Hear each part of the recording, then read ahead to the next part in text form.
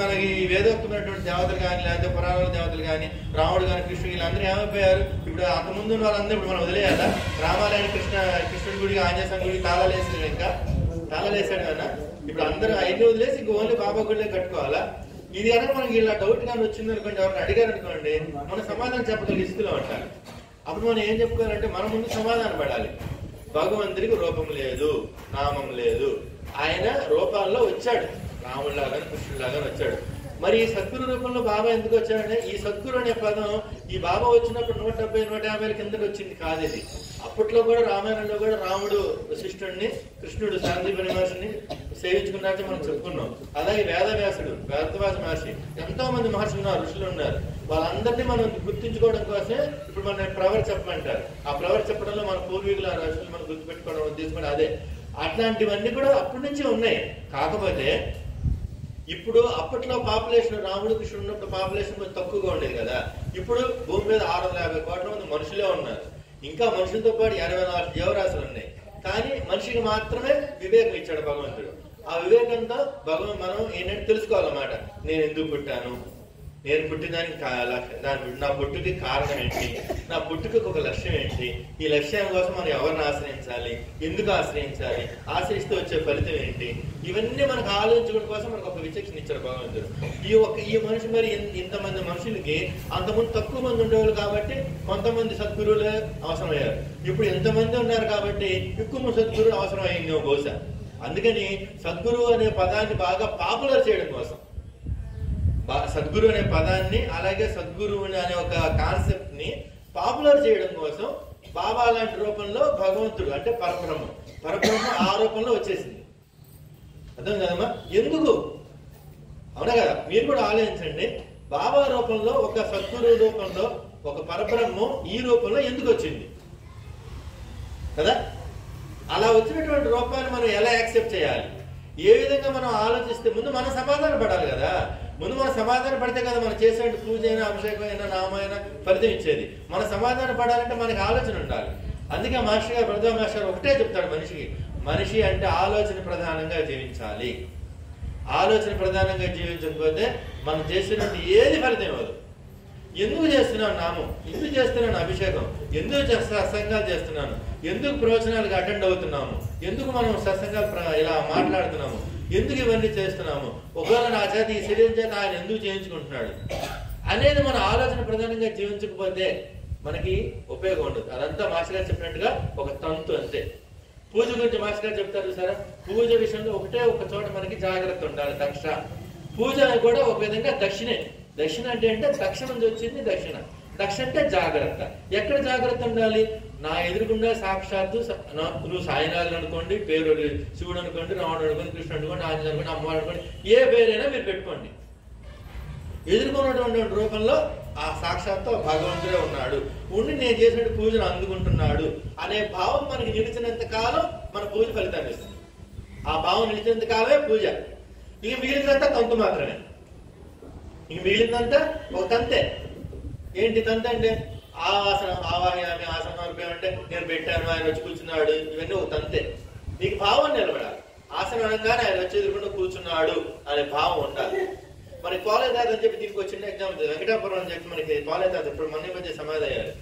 ఒకరు ఇలాగే ఆయన ఆశ్రయించిన ఒక భక్తురాలు ఇలాగే పూజ చేస్తామంటే సమయానికి పాలేదాత రావడం జరిగింది.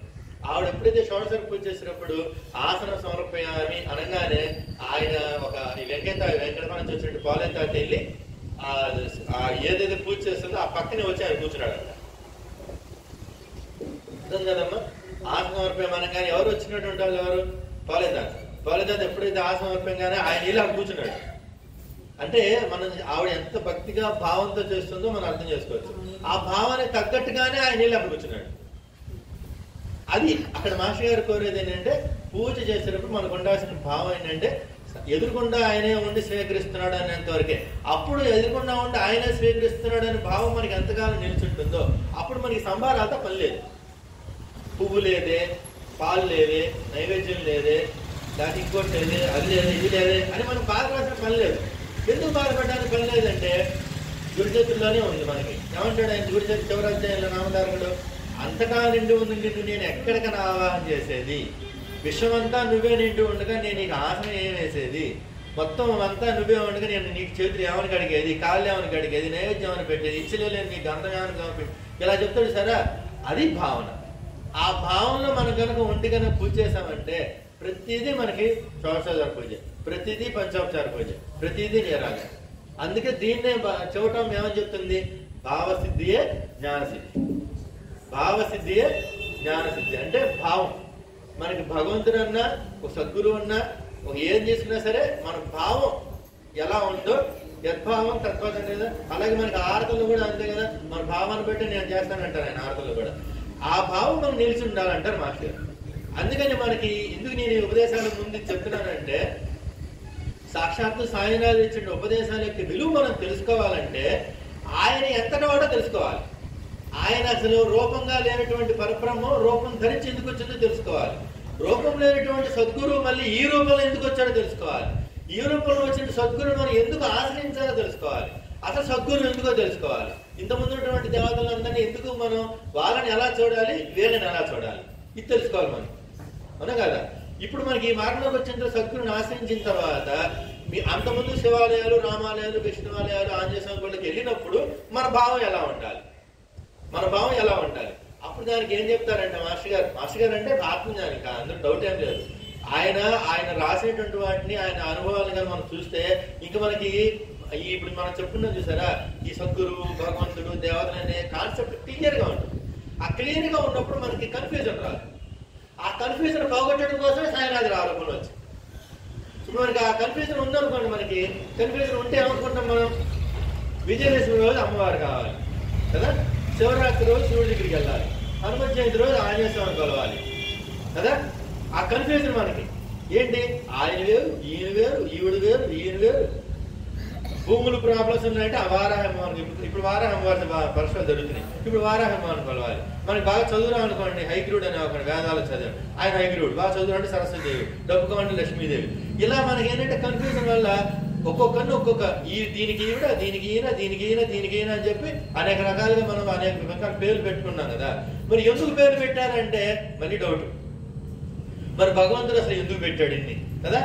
ఇప్పుడు వెంటనే డౌట్ వచ్చేయాలిగా మనకి, ఎందుకు మరి ఇన్ని పేర్లు పెట్టారు, లక్ష్మికేమో డబ్బుకేమో లక్ష్మీదేవి అని, చదువులకేమో సరస్వతిదేవి అని, ఇవన్నీ ఎందుకు పెట్టారు, మరి పూర్వకాలం నుంచి భగవంతుడు ఎందుకు పెట్టాడు అంటే, భగవంతుడు ఇవన్నీ ఎందుకు పెట్టాడు అంటే దీనికి మళ్ళీ ఇంకో ఏం చెప్తారంటే మాస్టర్ గారు ఒక చోట అంటారు, ఏమంటారంటే మనిషి యొక్క మనస్సుకు ఉన్నటువంటి లక్షణం ఏంటంటే చాంచల్యము, చంచలత్వం.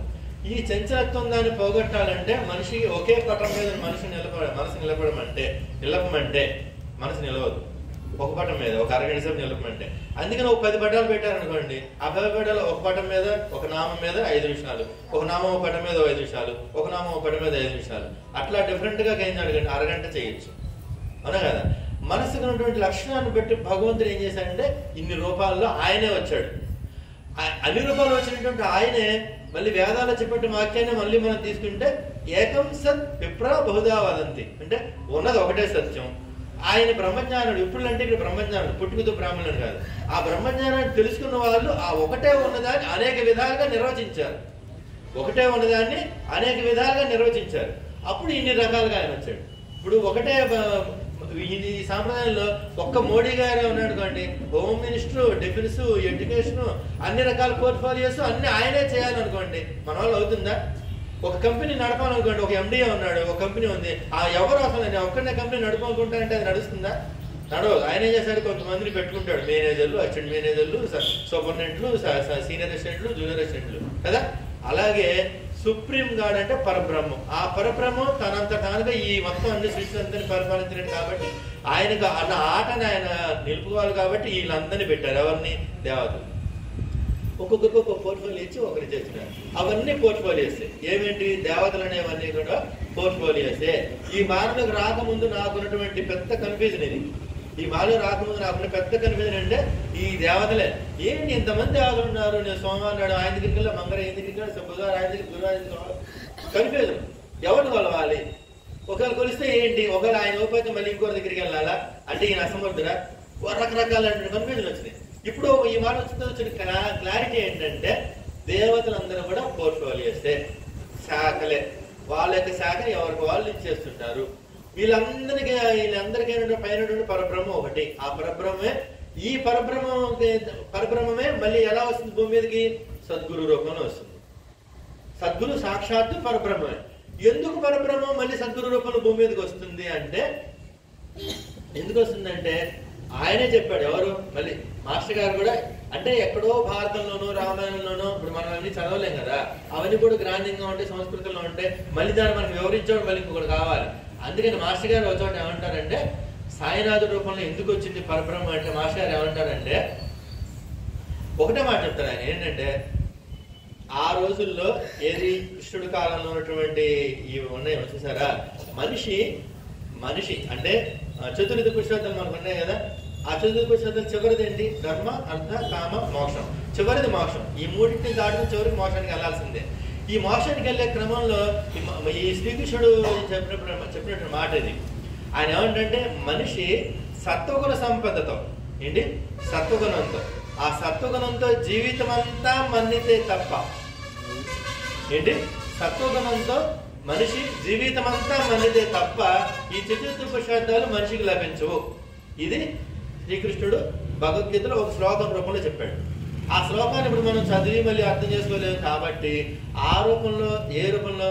సాయినాథుడి రూపంలో మళ్ళీ భగవంతుడే ఒక సద్గురు రూపంలో వచ్చి ఆ భగవద్గీతలో, రామాయణంలో, భారతంలో, పురాణాల్లో వీటన్నిటిలో ఉన్నటువంటి అంశాలను చూసారా మనకు ఉపయోగపడేవి. మనిషి నేను ఎందుకు పుట్టాను, సద్గురుని ఎందుకు ఆశ్రయించాలి, నా లక్ష్యం ఏంటి, ఇవన్నీ మనకి తెలియజేయడం కోసం మళ్ళీ పరబ్రహ్మమే భూమి మీద సద్గురు రూపంలో వస్తుంది. మరి దేవతల యొక్క పని ఏంటి కదా? పరబ్రహ్మమే భూమి మీద సద్గురు రూపంలో వస్తే దేవతలు చేసిన పని ఏంటి? దేవతలు ఏం చేస్తారంటే, ఇంతకు ముందు, ఇప్పుడు ఈ అంతకుముందు కూడా ఉంది ఇది, అంతకుముందు మనకి దేవతల యొక్క పని ఏంటంటే, మనం అందరం కూడా ఇలా కనుక ఆలోచించకుండా, ఏది భగవంతుని గురించి, పరబ్రహ్మ గురించి, ఇవైనా నేను ఎందుకు పుట్టాను ఏవో ఆలోచించడం కోసం, మనకి ప్రేరేపణ కలగడం కోసం ఈ దేవతల యొక్క పని ఏంటంటే, మనం దేవతలకి హోమాలు, యజ్ఞాలు, హవిస్సులు అర్పిస్తే వాళ్ళు మనకి సద్గురువుని చూపేవాళ్ళు. అంటే మధ్యలో ఏంటి? ఇంటర్మీడియట్ గాడ్ అన్నమాట. వాళ్ళని మనం పూజించాలి, దేవతలకి హోమాలు చేయాలి, యజ్ఞాలు చేయాలి. అంటే ఈ కలియుగానికి ముందున్నటువంటిది. ఈ కలియుగానికి ముందు దేవతల యొక్క రోల్ వాళ్ళ యొక్క భాగం ఏంటంటే, మనం ఈ యజ్ఞాలు, హోమాలు చేసి దేవతను సంతృప్తిపరిస్తే వాళ్ళు మనకి సద్గురువుని చూపేవాళ్ళు. దానికి ఉదాహరణ మళ్ళీ లీలామృతంలో తీసుకోండి. సాక్షాత్తు కాళీమాతే రామకృష్ణ పరమహంసకి రోజు దర్శనం ఇచ్చేది. రోజు అంత కాళీమాత దర్శనం అయిన తర్వాత కూడా పరబ్రహ్మ స్థితిని, అంటే జీవన్ముక్తి అంటే అంతా నేనే ఉన్నాను, ఈ విశ్వమంతా నేనే ఉన్నాను, నేనై ఉన్నాను అనేది జీవన్ముక్తి. ఈ జీవన్ముక్తిని ప్రసాదించడానికి రామకృష్ణ పరమహంస కాళీమాత ఇవ్వాల. జీవన్ముక్తి రామకృష్ణ పరమహంస కాళీమాత ఇవ్వాల. ఆవిడేం చెప్పింది? తోతాపురి అని ఆయన ఒక ఆయన ఉన్నాడు, ఆయన సద్గురువు, ఆయన ఆశ్రయించమని చెప్పింది. అంటే ఆవిడ చేత కాక, ఆవిడ దేవత, ఆవిడ రోల్ అదే, అంతవరకే. నీకు సద్గురువు చేసిన వరకే నా రోల్. వివేకానందుడికి రామకృష్ణ పరమహంస చేర్చడం వరకే దేవతల యొక్క రోల్. అలాగే మనల్ని భరద్వాజ మాస్టర్ గారి దగ్గర చేర్చడం వరకే దేవతల యొక్క రోల్. ఇప్పుడు భరద్వాజ మాస్టర్ దగ్గరకో, సద్గురు దగ్గరకో మనం రాకముందు మన అందరు దేవతలను పూజించిన వాళ్ళమే. ఆ దేవతలను పూజించడం వల్ల వాళ్ళ రోల్ ఏంటి? సద్గురు దగ్గర చేర్చడమే వాళ్ళ రోల్. చదువు చేర్చడం వాళ్ళ రోల్, వాళ్ళ పని అయిపోయింది. ఇదంతా ఎక్కడొచ్చింది? గురుచరిత్ర ఫస్ట్ అధ్యాయంలో ఉంటుంది చూడండి మీరు. మనం ఈ కలియుగంలో మనం ఈ యజ్ఞాలు, హోమాలు, దేవతల యొక్క రోల్ మనకి తెలియట్లా. ఆ దేవతల యొక్క రోల్ మనకి తెలియక యజ్ఞాలు, హోమాలు అన్ని మనం చేయట్లేదు కాబట్టి దేవతలు మన పట్ల నిర్దయులయ్యారు. ఈ హోమాలు, హవిస్సులు లేవు కాబట్టి దేవతలు మన సద్గురుని ఇవ్వట్లా, సద్గురుని చూపించట్లా. ఇప్పుడు దేవతలు ఎవరు ఈ దేవతలను ఇంటర్మీడియట్ గాడ్స్ పరబ్రహ్మ ప్రవేశపెట్టినప్పుడు మరి వీళ్ళేమో వీళ్ళ పని చేయట్లేదు. ఎందుకని మనం యజ్ఞాలు, హోమాలు చేయట్లేదు? ఎందుకని కలియుగంలో మనకి అవన్నీ వదిలేసాం. ఇదంతా కూడా ఆయనకి ఆట. ఇది మళ్ళీ చివరికి వెళ్తే అదంతా ఆటే. ఆయన వదిలేసాం కాబట్టి మన పట్ల దేవతలు నిర్దయులు అయ్యారు కాబట్టి సాక్షాత్తు పరబ్రహ్మమే సద్గురు రూపంలో భూమి మీదకి వస్తుంది అన్నమాట. ఈ రూపంలో అర్థం కదా ఎందుకు ఆయనే భూమి మీదకి వచ్చాడనేది. ఎందుకు ఆయన భూమి మీదకి వస్తాడంటే, దేవతలకి మనం ఈ యజ్ఞాలు, హోమాలు అని ఇంటర్మీడియట్ గాడిని తృప్తిపరచట్లా. వాళ్ళని తృప్తిపరిస్తే వాళ్ళు మనం సద్గురు చేరుస్తారు. మధ్యలో మనం ఇవన్నీ వదిలేసాం కాబట్టి, వీళ్ళు దేవతలు మన పట్ల నిర్దయులయ్యారు కాబట్టి, మనకి సద్గురుని పట్టివ్వట్లేదు కాబట్టి, మనం ఇవన్నీ వదిలేసాం కాబట్టి మనుషులు భూమి మీద కలియుగంలో ఆయనే మళ్ళీ భూమి మీదకి ఇలా డైరెక్ట్ గా వచ్చేసాడు. ఆయనే వచ్చేసాడు గురు రూపంలో, సాయినాథుడి రూపంలో. మరి సాయినాథుడి రూపంలో ఎందుకు వచ్చాడు అంటే, మళ్ళీ ఇక్కడ మళ్ళీ ఒక లాజిక్. ఈ రూపంలో రాముల వారు ఏమో ఒక ధనుర్బాణంలో అంటాడు, ఈయన కృష్ణుడేమో ఒక ఫ్లూట్ పట్టుకుని పింఛబడి ఉంటాడు, ఆంజనేయ స్వామి ఒక గద పట్టుకుని ఉంటాడు, అమ్మవారు పులి మీద ఉంటుంది. వీళ్ళందరూ ఈ రూపాల్లో ఉంటే సాయినాథుడు ఈ రూపంలో ఎందుకు వచ్చాడు మరి కదా? ఈ రూపంలో ఎందుకు వచ్చాడు అని అందులో ఆయనే చెప్తాడు. ఏం చెప్తాడు? బాబానే చెప్తాడు మాస్టర్ గారి రూపంలో. ఏం చెప్తాడంటే, నాకు నామమే లేదు, నాకు రూపమే లేదు, నేను ఏ రూపంలోనైనా రాగలను, నేను ఏ రూపంలో వచ్చినా మీరు పట్టుకోవాలి. నేను రాముల వారి రూపంలో వస్తేనే మీరు పట్టుకుంటారా, నేను కృష్ణుడి రూపంలో వస్తేనే మీరు పట్టుకుంటారా, నేను ఈ రూపంలో కూడా వస్తా. ఈ రూపంలో ఎందుకు వస్తాడు అంటే ఒక ధనుర్బాణం ధరించి కిరీటాలు పెట్టుకుంటేనే దేవుడు అనే భ్రాంతి నుంచి మనల్ని ఈ రూపంలో కూడా భగవంతుడు ఉంటాడు అనే దాన్ని తీసుకొచ్చాడు ఆయన. అంటే డౌన్ టు ఎర్త్ అన్నమాట. ఇంకా పరబ్రహ్మం మన అందరికి కూడా ఇప్పుడు కలియుగం కదా, కలియుగంలో మనకి స్పూన్ ఫీడింగ్ చేస్తే కానీ మనకు అర్థం కాదు. స్పూన్ ఫీడింగ్ చేయాలంటే ఆ రూపంలో రావాలి. ఏ రూపంలో? ఏది తనది కాని రూపంలో. సాయినాథుడు అంటే ఏంటి? ఏది తనది కాని రూపం. ఆయనకు ఆస్తులు లేవు, పెళ్లిళ్ళు లేవు, పిల్లలు లేరు, సంస్థానాలు లేవు, పీఠాలు లేవు, గ్రంథ రచనలు లేవు, శిష్యులు లేరు, ఏదీ లేదు. ఆయన అన్నీ ఆయన. అందుకనే సాయినాథుడి రూపంలో భగవంతుడు ఎందుకు వచ్చాడంటే ఏది తనది కాని రూపం ఒకటి అవసరమైంది. ఇప్పుడున్న కలియుగానికి, ఇప్పుడున్న పరిస్థితిని బట్టి ఏది తనది కాదు. అదే మిగతా ఎవరైనా తీసుకున్నాం అనుకోండి, ఆయనకంటూ ఒకటి ఉంటుంది. ఆయనకంటూ ఒక నామము, ఒక రూపము, ఒక పీఠము, ఒక ఏదో ఒక శిష్యులు, గ్రంథ రచన, ఒక ఏదో ఒక దాన్ని మెయింటైన్ చేస్తారు. కానీ సాయినాథుడు దేన్ని మెయింటైన్ చేయడు. సాయినాథుడు దేన్ని మెయింటైన్ చేయడు. ఒక పీఠం లేదు, ఒక శిష్యుడు లేడు, ఒక ఆచారం లేదు, ఒక సాంప్రదాయం లేదు, ఏది లేదు ఆయన. ఆ రూపంలో అందుకని పరబ్రహ్మం వచ్చింది. ఏది తనది కాని రూపం. మళ్ళీ సాయినాథ రూపంలో ఎందుకు వచ్చిందంటే, సాయినాథుడికి మాస్టర్ గారు ఇచ్చిన నిర్వచనం. మాస్టర్ గారు కాదు, మీరు ఏ గ్రంథమైనా తీసుకోండి, దేవుళ్ళ గురించి చెప్పినటువంటి ఏ గ్రంథమైనా తీసుకోండి, ఇదే హోల్డ్స్ గుడ్. ఏంటంటే సాయినాథుడికి మాస్టర్ గారు ఇచ్చిన నిర్వచనం, సర్వగతమైన చైతన్యమే సాయినాథుడు. సర్వగతమైన చైతన్యమే సాయినాథుడు. మనం పేరు పెట్టుకున్నాం అంతే, బాబా అని, సాయి అని. ఏదో మానసాపతి సాయి, యా సాయి, రా సాయి అన్నాడు కాబట్టి ఆయన సాయిబాబా. ఆయనకి పేరే లేదు, ఆయనకి రూపమే లేదు. ఆయన రూపం ఎందుకని లేదు? ఏ రూపంలోనే వస్తాడు ఆయన కదా. అక్కడ నానా చంద్రకర్ కూతురు ఇదయ్యేటప్పుడు టాంగా రూపం ఆయనే ధరించాడు, టాంగాని తోలేటువంటి ఆయన రూపం ఆయనే ధరించాడు, అన్ని ఆయనే ధరించాడు. అన్ని ఆయనే ధరించి ఈ రామగిరి బాబాయ్ అంటే వచ్చాడు, వచ్చి ఆరతి పాటించాడు కదా. ఏ రూపంలోనైనా ఉండగల ఆయనకి రూపం ఎక్కడుంది? అందుకని భగవంతుడికి నామం లేదు, రూపం లేదు అని తెలియజెప్పడం కోసం, అలాగే ఏది నీది కాదు అని మనకి తెలియజెప్పడం కోసం, ఏది తనది కాని రూపంలో బాబా వచ్చింది. ఆ రూపం అందుకు ఇప్పుడున్న కాలమార్పేషన్ బట్టి ఆ రూపం అందుకు అవసరం అయింది. ఇప్పుడున్న మన యొక్క మైండ్ కన్ఫ్యూజన్ బట్టి, మన ఆలోచన విధానాన్ని బట్టి ఆ రూపం అవసరమైంది. అందుకని అంత గొప్ప అద్భుతమైన అవతారం అది సాయినాథుడి అవతారం. ఈ సాయినాథుడి యొక్క అవతారాన్ని ఇంత లాజికల్ గా మనం ఆలోచించకపోతే మనం డ్రాప్ అయిపోయే ప్రమాదం ఉంది. ఎటువంటి డ్రాప్ అయ్యే ప్రమాదం? ఇప్పుడు ఉన్నటువంటి పరిస్థితుల్లో ప్రతి ఒక్కడు బాబాని విమర్శించేవాడే. బాబా పెద్ద దొంగ, బాబా ముస్లిము, బాబా దగ్గర షిరిడీలో ఉంట ఆ డబ్బులన్నీ హజ్ యాత్రలకు వెళ్ళిపోతా ఉన్నాయి, బాబా ఆయన నోటప్పుడు ఎప్పుడు అల్లా మాలిక్ అంటాడు. చెప్పండి చెప్పండి.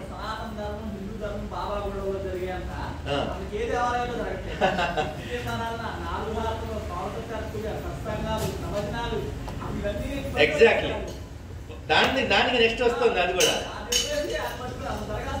అవునవును. ఎందుకు ఇప్పుడు పాయింట్ ఆయన మళ్ళీ రేట్ అన్నారు కాబట్టి దాని గురించి కూడా చెప్పుకుందాం. ఎందుకు బాబా గొల్లలో 4 ఆరతులు పెట్టారు? ఎందుకు బాబా పారాయణ చేయమంటున్నాడు? ఎందుకు బాబా సత్సంగాలు చేయమంటున్నాడు కదా? ఇప్పుడు ఆయన విమర్శించే వాళ్ళ దగ్గర మనం అందరం వెళ్ళొద్దు, కానీ మనం సమాధానం పడడం కోసం మనం చెప్పుకుందాం. ఉపదేశాలు కూడా అది క్లియర్గా చెప్పుకోవచ్చు, కానీ ఇది తెలుసుకోవాలి మనం. ఆయన ఎందుకు 4 ఆరతులు పెట్టాడు కదా? బాబా ఎందుకు నా బాబా 4 ఆరతులు ఆయన పెట్టుకున్నాడా? ఆయన పెట్టుకోవాలా, రాధాకృష్ణ అయి పెట్టింది. రాధాకృష్ణ ఎందుకు పెట్టింది? బాబా లైవ్ లో ఉన్నప్పుడు ఇద్దరు బాగా సేవించుకునే వాళ్ళు. ఒకరు ఎవరంటే తాత్య బాబాని ఎలా సేవించుకున్నాడంటే ఒక మేనమామ లాగా, చనువు. ఈయన ఒక అల్లుడు, ఆయన ఒక మామ, అలా చనువుగా సేవించుకున్నాడు. మళ్ళీ రెండో రూపంలో ఎవరు సేవించుకున్నారు? రాధాకృష్ణ. ఆవిడ ఏంటి? ఈ ఇద్దరి వల్ల మనకి ఏం తెలుస్తుందంటే, తాత్య వల్ల, రాధాకృష్ణ వల్ల, తాత్య లాగా మనం బాబా దగ్గర చనువుగా ఉండాలి. ఎలా చనువుగా ఉండాలి? ఇందాక ఆవిడ మాట్లాడడం చూసారా? మీరే ఎప్పుడు మాట్లాడతారు, మీరే ఎప్పుడు సత్సంగాలు చేస్తారా, ఎప్పుడు మీకైనా మాకు మాట్లాడే అవకాశం ఇవ్వరా అంటే, ఈ సత్సంగాలు పారాయణ వల్ల మనకి ఏమవుతుందంటే వచ్చే ప్రయోజనం ఏంటంటే మన విశ్వాసం మన స్థిరపడుతుంది. ఏంటి సత్సంగాల వల్ల పారాయణ వల్ల ఉపయోగం ఎవరికి? మీకు కాదు. మీకు ఉపయోగం అని చెప్పి అనుకున్నా అంటే నేను పతనమైనట్లే. ఉపయోగం ఎవరికి? నాకు ఉపయోగం. మనం పారాయణ చేసినా, మనం ప్రవచనం చేసినా, మనం సత్సంగం చేసినా, మనం ఆరతులు ఇచ్చినా, మనం ఏం చేసినా ఉపయోగం ఎవరికి? మనకే. ఇప్పుడు మీరందరూ వింటున్నారంటే ఇప్పుడు నేను చెప్పేది ఏమవుతుందంటే నా విశ్వాసం స్థిరపడుతుంది. ఫస్ట్ మాస్టర్ గారు కూడా చెప్పింది అదే.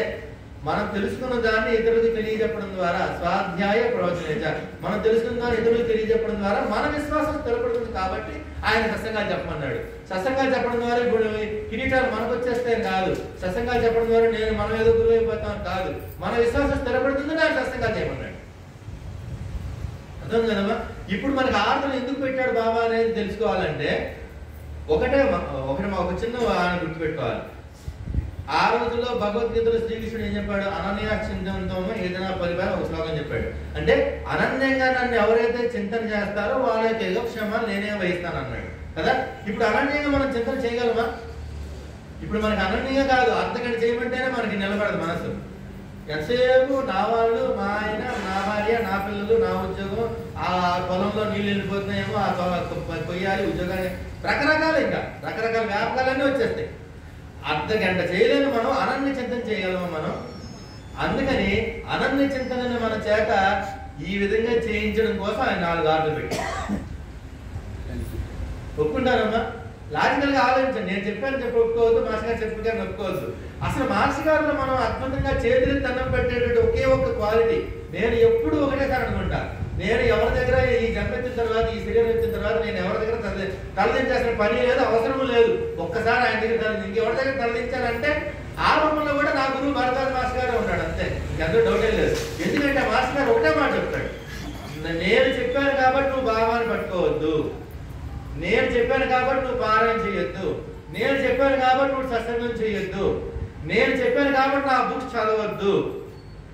నువ్వు ఆలోచించు. బాబా చెప్పిన దాన్ని ఒక్కటి దాన్ని పట్టుకుని ఆలోచించి అది కరెక్టా కాదా అని ఆలోచించి అప్పుడు పట్టుకో బాబా చెప్పిన దాన్ని ఒక పాయింట్ పెట్టుకోండి, ఏదో ఒక పాయింట్. మరి మనం తెలుసుకోవాలి కదా, ఒక పాయింట్ పెట్టుకోండి. ఆ ఒక పాయింట్ పట్టుకుని ఆలోచించండి. ఆలోచించి మీ అంతా మీకు అనుభవం వస్తుంది. అప్పుడు పట్టుకోండి బాబాని, ఇంక మీరు వదిలిపెట్టండి. అందుకే మాస్టర్ గారు ఆ మాట చెప్పింది. ఆయన మనల్ని ప్రశ్నించి మనంతరం మనంగా సమాధానం పడికన్నా మనం మన బాబాను పట్టుకుంటే బాబా మన భుజం మీద శబాష్ అంటాడు. మనం ఆలోచించి బాబాని ప్రశ్నించి బాబాని పట్టుకుంటే బాబాకి ఎంతో ఇష్టం.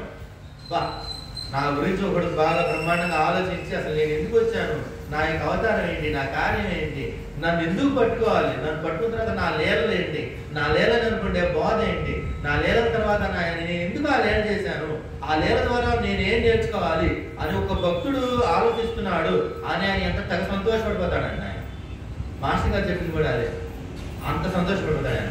అందుకని ఆయన 4 గంటలు ఎందుకు పెట్టాడంటే అనంత చింతనని ఈ విధంగా మంచిగా చేయిస్తున్నాడు. ఉదయం రాగానే 5:30కి కాకడ ఆరతి. ఇంక మనం 5:30 అంటే దాని ముందు ఒక చిన్న కాస్త టైం ఉంటుందిగా, ఆ ఒత్తులు వేసుకోవాలి, ఇవి వేసుకోవాలి, అవి వేసుకోవాలి, దానికోసం ప్రాసెస్ ఉంది కదా.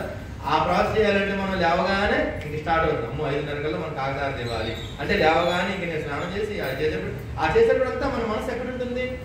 5:30 కల్లా కాకడారతి ఇవ్వాలి కదా అని మనం లేవగానే ఇంక మనం ఆ అనంత చింతన స్టార్ట్ అయిపోయింది. కాకడారతి అయింది 6 అయింది అనుకోండి. 6 అయిన తర్వాత మనం ఆ ఒక అరగంట ఉంది కదా, అరగంటలో మనకి ఎంత తాదాత్మ్యత వస్తుంది. ఈ అరగంట తాదాత్మ్యత మళ్ళీ 12 గంటల వరకు నిల్చుంటుంది. ఈ అరగంట తాదాత్మ్యత మనకి 12 గంటల వరకు నిల్చుంటుంది. మళ్ళీ 12కి మళ్ళీ మధ్యాహ్నం. ఈ 12 మధ్యాహ్నానికి ముందు మళ్ళీ ఒక అరగంట ముందు మళ్ళీ ప్రాసెస్ స్టార్ట్ అవుతుందిగా. మళ్ళీ ఒత్తులు వేయాలి, దీపం వేయాలి, మళ్ళీ ఆ 12 గంటలు ఆరుస్తారు, దగ్గర పడుతుంది. మళ్ళీ మనం హడావుడి పడతాం కదా, అంటే మళ్ళీ మనం ఆయన శక్తిలోకి వెళ్ళిపోయాం. మళ్ళీ 6 గంటల చింతన స్టార్ట్ అయింది. అలా మళ్ళీ 12 గంటలు ఆడుతుంది, మళ్ళీ 6 గంటలు ఆడు, మళ్ళీ 6 గంటలు ఇచ్చేటప్పుడు మధ్యలో ఒక ప్రాసెస్. ఇలా మనల్ని రోజంతా కూడా దేనికోసం ఆయన 6 గంటల రూపంలో ఏం చేస్తున్నాడు? అనన్య చింతన చేయిస్తున్నాడు మన చేత. అందుకని 4 ఆటలు బాగా పెట్టాడు. అదే కదమ్మా, 4 ఆటలు బాబా గురువులు ఎందుకు ఇవ్వాలంటే ఆయన మన చేత ఇండైరెక్ట్ గా అనన్య చింతన చేయిస్తున్నాడు. రెండోది పారాయణ ఎందుకు చేయాలి కదా. పారాయణ చేయడం వల్ల ఉపయోగం ఏంటి? మీరు ఒక బాగా గుర్తుపెట్టుకున్న ఒక మాట, పారాయణ చేసిన, సత్సంగం చేసిన, ఆరతులు ఇచ్చిన, మీరు భజన చేసిన, మీరు కాశీ వెళ్ళినా, రామేశ్వరం వెళ్ళినా, ఇంకెక్కడికి వెళ్ళినా సరే జరగాల్సిన మార్పు మొత్తం మనలోనే ఉంది. ఏంటి? జరగాల్సిన మార్పు మొత్తం మన లోపల ఉంది, బయట కాదు. బయట కాదు, జరగాల్సిన మార్పు అంతా కూడా లోపల ఉంది, ఇన్నర్గా ఉంది. ఈ లోపల ఉన్నటువంటి దాన్ని మనం మార్చుకోవాలి. మనం పారాయణ చేసిన, సత్సంగం చేసిన, ఆరతులు ఇచ్చిన జరగాల్సిన మార్పు ఎక్కడ? మన ఆలోచన విధానంలో. మనం ఆలోచన విధానం. మన ఆలోచన విధానం అంటే ఏంటి? మన జీవితంలో జరిగే ప్రతి సంఘటనని, మన జీవితంలో జరిగే ప్రతి సంఘటనని మనం ఎలా రియాక్ట్ అవుతున్నాం, అది మారాలి. అది మారితే పీకులాడిపోతుంది. పీకులాడిపోతే దేవుడు మనం సరిగ్గా అర్థం చేసుకుంటాం. ఇంకా అక్కడి నుంచి మన మెట్లు స్టార్ట్ అవుతాయి, ఒక్కొక్క స్టెప్. లేకపోతే మన జీవితంలో జరిగే ప్రతి సంఘటనని మనం అర్థం చేసుకోవడం అనే దాని దగ్గర స్టార్ట్ అవుతుంది. ఏ విధంగా మాస్టర్ గారు ఒక్కసారి బాబా దగ్గరికి వచ్చిన తర్వాత తన జీవితంలో జరిగే ప్రతి సంఘటన, ప్రతి సందర్భము కూడా ఆయన కనుసంఖ్యలో జరుగుతోంది అని త్రికరణ శుద్ధిగా ఎలాగైతే నమ్మాడో, మనం కూడా మన జీవితంలో జరిగే ప్రతి సంఘటనని, ప్రతి సందర్భాన్ని కూడా అలా తీసుకోవాలి. అలా ఎలా తీసుకుంటాం, మనం ఎలా రియాక్ట్ అవుతాం అనే దాన్ని బట్టి మన జీవితం స్టార్ట్ అవుతుంది. అందుకని ఆయన పారాయణ చేసినప్పుడు మన పారాయణ వచ్చే ఫలితం ఏంటంటే, పారాయణ అనగానే పేరులోనే ఉంది. ఎంత చెప్పారు మాస్టర్ గారు, చదవటం వేరు, పారాయణ వేరు. చదువు అనే పదం వాడకుండా పారాయణ పదం ఎందుకు వాడారు? పారాయణత్వం చెంది చేయమన్నారు కాబట్టి పారాయణ అనే పదం వాడారు. లేకపోతే గురుచిత్ర చదువు, జలామృతం చదువు, లేకపోతే అనొచ్చు కదా. మరి పారాయణ అనే పదం ఎందుకు వాడారంటే, పారాయణత్వం చెంది చదవమన్నారు. పారాయణత్వం చెంది చదివితే ఏమవుతుంది? పారాయణం చెంది చదివితే మనకి ఇలా ఆలోచిస్తాం, లాజికల్ గా ఆలోచిస్తాం. ప్రతి ఒక్కటి మనకి మన ఆలోచన విధానం వచ్చే మార్పు అన్నమాట. ఇదంతా కూడా ఆ మార్పు అంతా కూడా మనకి తెలియకుండానే ఎన్నరగా జరిగిపోతుంది. ఏంటి? పారాయణ వల్ల మనలో మార్పు ఏంటంటే బాహ్యంగా జరగదు, లోపల మనకి తెలియకుండానే జరిగిపోతుంటుంది. మనకి తెలియకుండా జరిగిపోతుంది. ఎలా జరుగుతుంది కదా? ఇప్పుడు మనం పారాయణ చేసాము, ఇందాక చెప్పుకున్నాం. ఒక గడ్డిలో కాలిపోతున్నప్పుడు బాబా మాట అన్నాడు, భగవంతుడు వచ్చేది ఇస్తాడు, ఇంకో చేతితో తీసుకుంటాడు, చదువుకుంటూ వెళ్ళిపో అని. ఈ మాట మనకి ఎవడన్నా మనకు అప్పు కొట్టినప్పుడు, లేకపోతే మనం ఏ సందర్భం వస్తుంటారా, అప్పుడు మనం పారాయణ చేసినప్పుడు ఈ సందర్భం గుర్తొస్తుంది కదా. ఈ సందర్భం గుర్తొచ్చినప్పుడు మనం ఏమనుకుంటాం, బాబానే అన్నాడు కదా వచ్చేది ఇస్తాడు, ఇంకో తీసుకుంటాం. మనకి ఇంకో కొంతకాలం తర్వాత మనకి ఎక్కడో ఒక లాభం వస్తుంది. అప్పుడు మనం అనుకుంటాం, ఓ అది పోయింది కదా, ఇప్పుడు ఈ రూపంలో బాబా ఇచ్చాడు అని మనం తీసుకుంటాం. అది పరిణత కాదు. ఆ పరిణతి కోసం మనం పారాయణ చేసేది. ఆ పారాయణ చేసేటప్పుడు బాబా యొక్క లీలలు, బాబా చెప్పినటువంటి బోధ, బాబా చేసినటువంటి అన్ని కూడా మనకి మన నిత్య జీవితంలో మనకి ఎదురయ్యే సంఘటనల రూపంలో, మనకి తారసపడే వ్యక్తుల సందర్భాలలో మనం వాటిని అప్లై చేసుకుంటుంటాం మనకి తెలియకుండానే. ఓరుగడుతున్నామా? మనకి తెలియకుండానే పారాయణ వల్ల మనం ఆ లీలల్ని, ఆ బోధని మనకి తెలియకుండానే అప్లై చేసుకుంటుంటాం. జరిగే ప్రక్రియ మనకి తెలియదు, కానీ మన జీవితంలో మాత్రం సంఘటనలు, సందర్భాలు మనం రియాక్ట్ అవ్వడం మాత్రం మారిపోతుంది. అది పారాయణ వల్ల వచ్చినట్టు ఫలితం. అందుకని ఆయన పారాయణ చేయమన్నాడు. మూడోది సత్సంగాలు. సత్సంగాల గురించి మనం ఇందాక చెప్పుకున్నాం. సత్సంగాలు ఎందుకు చేయమన్నారంటే, అసలు భగవంతుడు పరబ్రహ్మ అనేది భూమి మీదకి వచ్చినటువంటి ఒకే ఒక్క ప్రయోజనం ఏంటంటే, అన్ని రకాల భేదాల మధ్య సామరస్యం కూర్చడం కదా. ఇన్ని రకాల భేదాలు ఎవరు పెట్టారు? ఆయనే పెట్టాడు. ఎందుకు పెట్టాడు? ఆయనకి ఆట కావాలి కాబట్టి. ఆయనకి ఈ ఆట వినోదం కాబట్టి. ఈ వినోదంలో మనం అందరం కూడా పాల్పంచుకున్నాం. మనకి తెలియట్లా ఇదంతా ఆట అని. మనకు ఆట తెలియట్లేదు, మనం రియల్ గా ఆడేస్తున్నాం. కాబట్టి మనకి ఈ సుఖము, దుఃఖము, ఆనందము, విషాదము, రాగము, ద్వేషము, అహంకారం, మమకారం, ఈ ద్వంద్వాలన్నీ కూడా మనం రియల్ గా ఆడేస్తున్నాం. కాబట్టి ఆటలో ఇది రియల్ కాదు, ఇదంతా ఆయనకి ఆట అనుకుంటే ఇది ఏముండదు. ఆ సత్సంగాలు ఎందుకు పెట్టారంటే అందుకు పెట్టారు. సత్సంగాల వల్ల మనకి ఇన్ని రకాల భేదాలన్నీ కూడా లేవు, ఉన్నది ఒకటే అని మనం తెలుసుకోవడం కోసం సత్సంగం పెట్టారు. ఈ సత్సంగంలో వచ్చే ప్రయోజనం అదే. ఆ సత్సంగాలు చెప్పిన వల్ల మనకి ఏమవుతుందంటే, అల్టిమేట్ గా మనం తెలుసుకునేది ఏంటంటే, ఇన్ని రకాల భేదాలు లేవు, అన్ని రకాల భేదాల మధ్య సామరస్యమే సద్గురువు యొక్క లక్ష్యం. దాన్ని మనం తెలుసుకోవడం కోసమే సత్సంగాలు అన్నమాట. ఆ సత్సంగాల ద్వారా మనకు వచ్చే ప్రయోజనం ఏంటి? భేదాలు పోతాయి. భేదాలు ఏ విధంగా పోతాయి? అసలు మనకి భేదాలు ఉన్నాయని తెలియాలి ఫస్ట్. నాకు రాగం ఉంది, నాకు ద్వేషం ఉంది, నాకు అహంకారం ఉంది, నాకు మమకారం ఉంది, నాకు ఇది ఉంది, నాకు ఇది ఉంది తెలియాలంటే ముందు మనకి తెలియాలి కదా మనలో అది ఉందని. మనకి తెలియాలంటే ఏం చేయాలి? అడవుల్లో ముక్కు మూసుని తప్ప చేస్తే మనకి తెలియదు ఇవన్నీ నాలో ఉన్నాయని కదా. మరి ఆ మొక్కు తప్ప చేస్తే విశ్వామిత్రుడిగా నిజంగా కనుక అవన్నీ లేకుండా ఉంటే మేనక రాగానే పరిగెత్తుతాడా? అవునా కదా. అక్కడికి వెళ్ళినా కూడా ఆయనకి అది పోలేదు కాబట్టి ఎన్ని సంవత్సరాలు తప్ప చేసినా మేనక రాగానే పరిగెత్తాడు. అదే ఆయనలో ఉందని ఆయన తెలుసుకుంటే ఆయన నలుగురిలో కలిసినారు బాగుంటునేవాడు. నలుగురిలో ఎందుకు కలవమంటారంటే ఈ సత్సంగాల ద్వారా మనం నలుగురిలో ఎందుకు కలవమంటారంటే నాలో ఉన్నటువంటి ఆ ద్వంద్వాలను మనం గుర్తించడం కోసం సత్సంగంలో కలవమంటారు. ఈ సత్సంగం ద్వారా మనం నలుగురిలో కలిస్తే మనలో ఉన్నటువంటి ఆ ద్వంద్వాలు బయటకు వస్తాయి. మనలో బయటకు వచ్చినప్పుడు ఇది నాకు ఉంది అని మనకి తెలుస్తుంది. మనకు ఉంది అని తెలిసినప్పుడు దాన్ని మనం పోగొట్టడానికి ప్రయత్నిస్తాం. అదే సత్సంగం వల్ల ప్రయోజనం.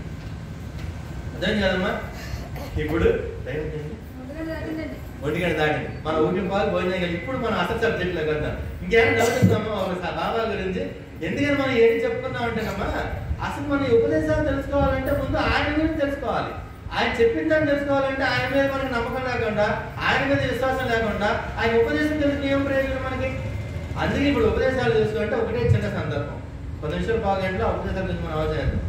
ఉపదేశాల్లో బాబా ఏమంటారంటే మాస్టర్ గారు రాసినటువంటి సెంటెన్స్, ఫస్ట్ సెంటెన్స్ బాగా పవర్ఫుల్ గా రాశారు. యహ పర శ్రేయస్సుకు సద్గురును ఆశ్రయించి సేవించడం ముఖ్యము.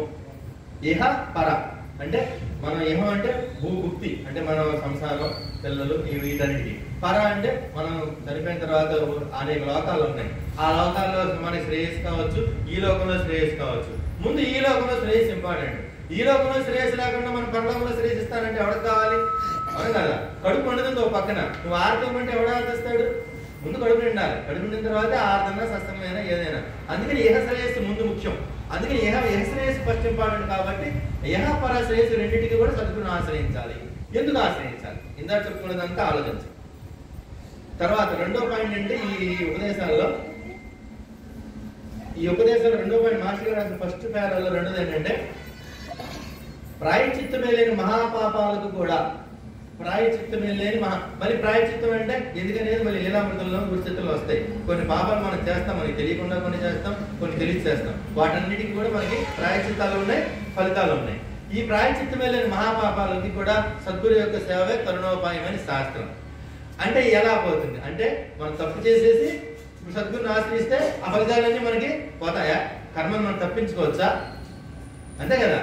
ఈ జన్మలో మనం అనేక రకాలైన తప్పులు పాపాలు అన్ని చేసేసి ఈ జన్మలో మనం మాస్టర్నో లేదా బాబాను పట్టుకుని ఇంక నేను ఏదో తెలియచేసాను అన్ని పోయినాయి, అవన్నీ రద్దు చేసేసి అని మనం ఆయన దగ్గరికి వెళ్తే ఆయన రద్దు చేసేస్తాడా?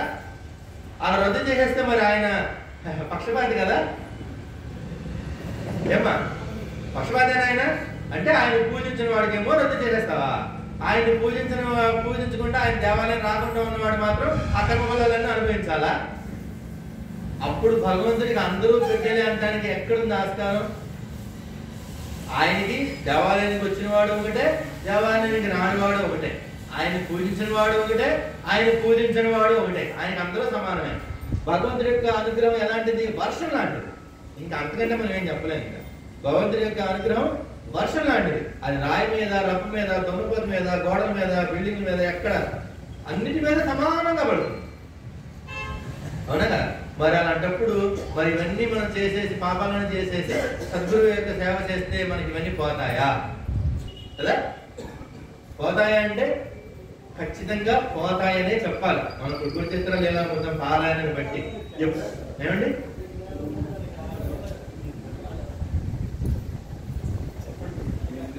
ఆపుదామా? ఎందుకు పోతాయా అంటే మాస్టర్ గారు అసలు ఒక వాక్యాన్ని తీసుకుని లేదా బాబా అన్నటువంటి మా వాక్యాన్ని తీసుకుని మనం పోతాయనే చెప్పాలి. ఎందుకంటే వడ్డించేవాడు ఆయన ఇష్టం.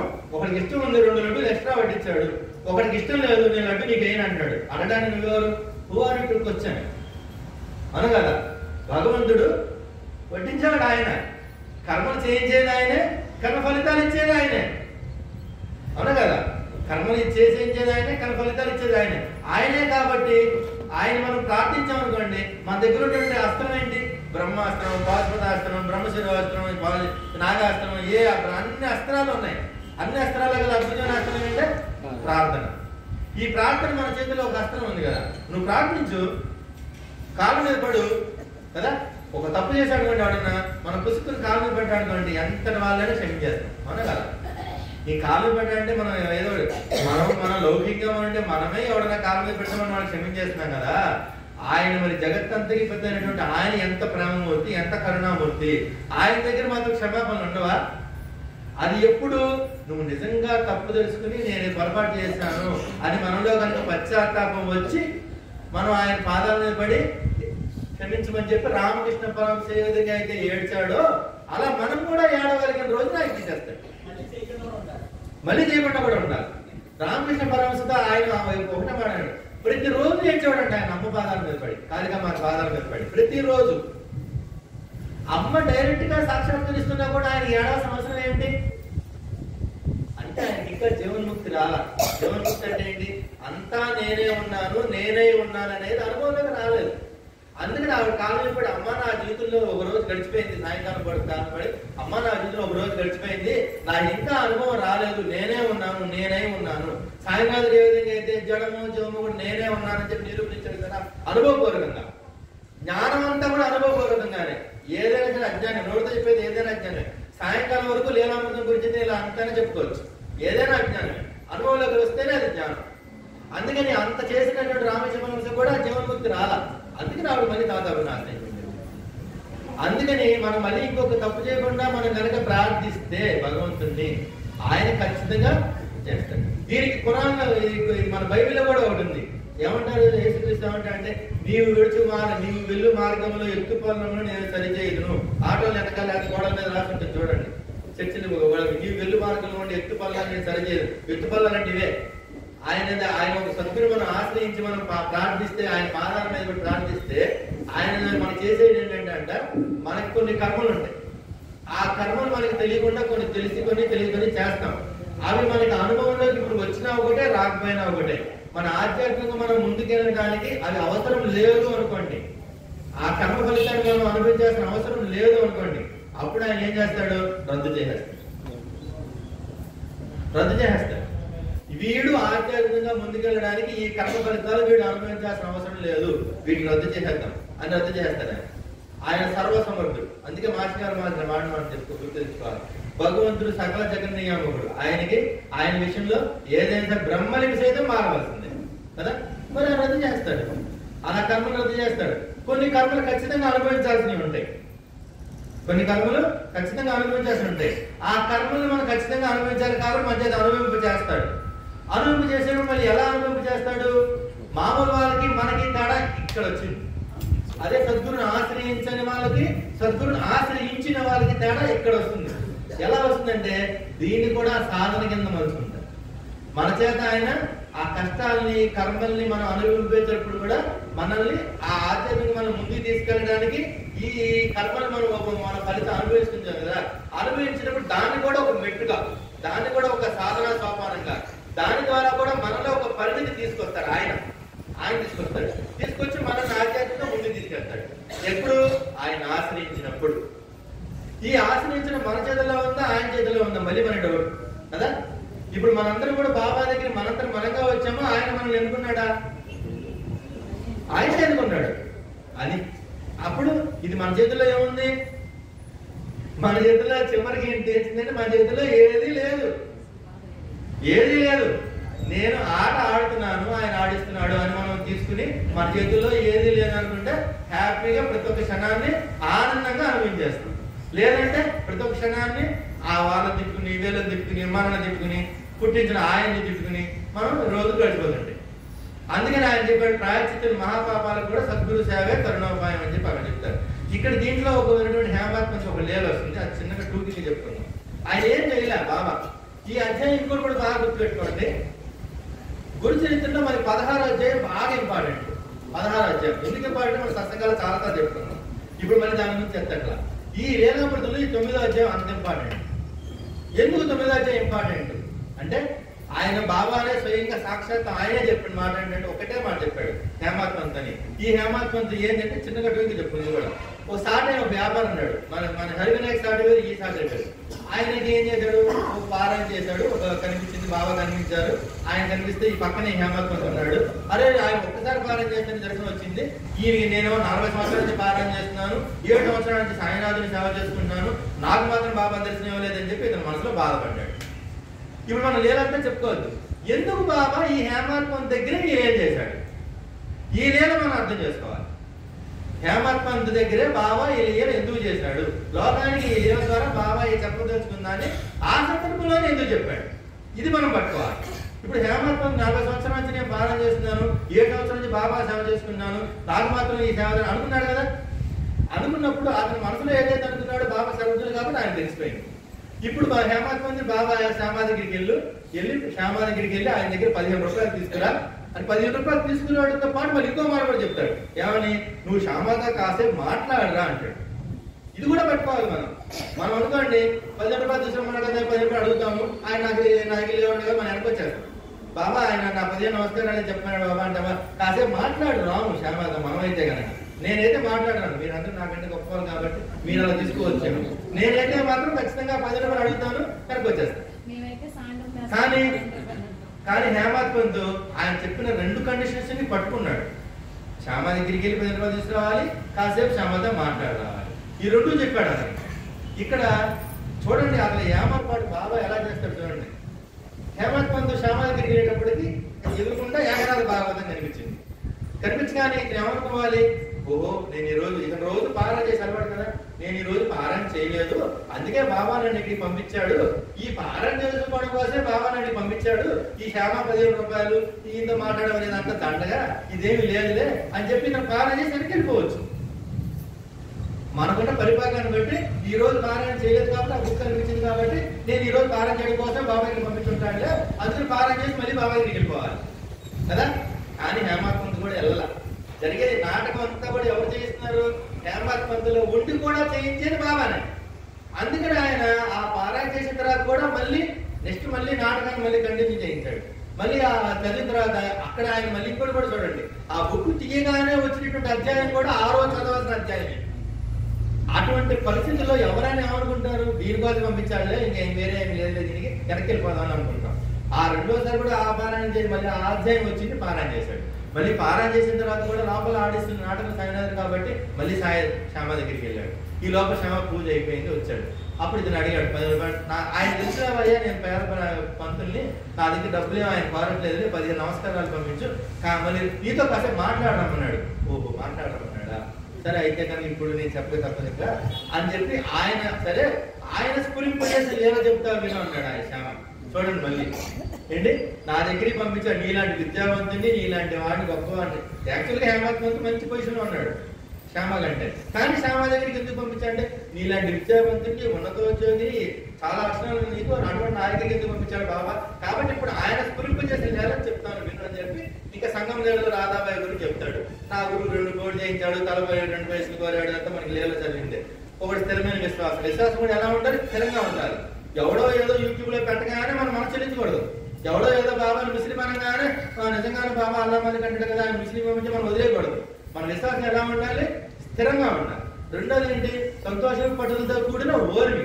ఆ ఓర్మి కూడా ఎలా ఉండాలి, ఓర్మి అంటే కష్టాలు, కన్నీళ్ళు, పొంగులు వచ్చినప్పుడు మనకి ఎలా ఉంటాయి, ఆ ఓర్పు ఎలా ఓర్చుకోవాలి, చుట్టుకుంటూ ఓర్చుకోకూడదు, సంతోషంగా ఓర్చుకోవాలి. నా కర్మఫలాన్ని ఆయన తీసేస్తున్నాడు, ఈ కర్మలో నేను ముందుకెళ్ళిపోతున్నాను అని సంతోషంగా పట్టుదలతో ఓర్చుకోవాలి. ఇది చెప్పినప్పుడు ఆయన బాబా ఇంకో మాట అంటాడు.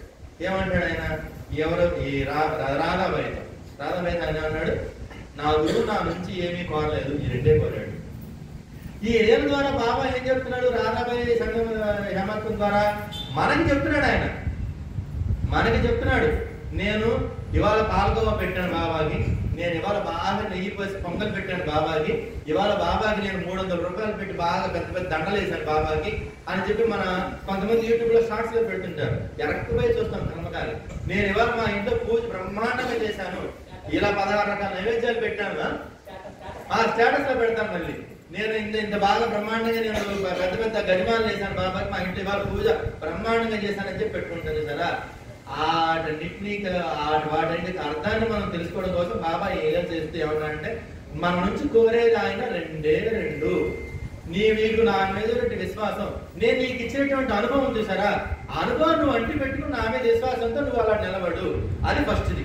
రెండోది, నీకు కష్టాలు వచ్చినా సమస్యలు వచ్చినా ఏమొచ్చినా సరే అవన్నీ కూడా నీ కర్మం చేసడం కోసం నేను చేయిస్తున్నాను. ఇవన్నీ కూడా నిన్ను ఆధ్యాత్మికంగా నిన్ను ముందుకు చేయడం కోసం నేను చేయిస్తున్నాను అని సంతోషంగా పట్టుదలతో ఓర్చుకో. ఈ రెండు నాకు నువ్వు అర్పించు అని రాధాబాయి కథ ద్వారా, హేమాత్ పంత్ లీల ద్వారా మనకి చెప్తున్నాడు ఆయన. అందుకని హేమాత్ పంత్ దగ్గర లీల చేశాడు. పైగా మనకి చెప్తుంది ఇంకోటి అంటే బాబా యొక్క లీల అనుకుంటే బాధ ఏంటంటే, హేమాత్ పంత్ 40 సంవత్సరాలు పారాయణ 7 సంవత్సరాలు బాబా సేవ చేసినా కూడా నాకు రాలేదనుకుంటాడు చూసారా. అలా మనం కూడా అనుకుంటాం. ఇలా అనుకునేటప్పుడు ఏమనుకోవాలి, ఒక సినిమాలో చెప్తుంది సరా, ఎప్పుడు వచ్చామన్నది కాదన్నయ్యా, బుల్లెట్ దిగిందా లేదా అని కదా. అవునా కదా? నిజమే. భగవంతుడి దగ్గర కూడా మనం అలా ఆలోచించాలి.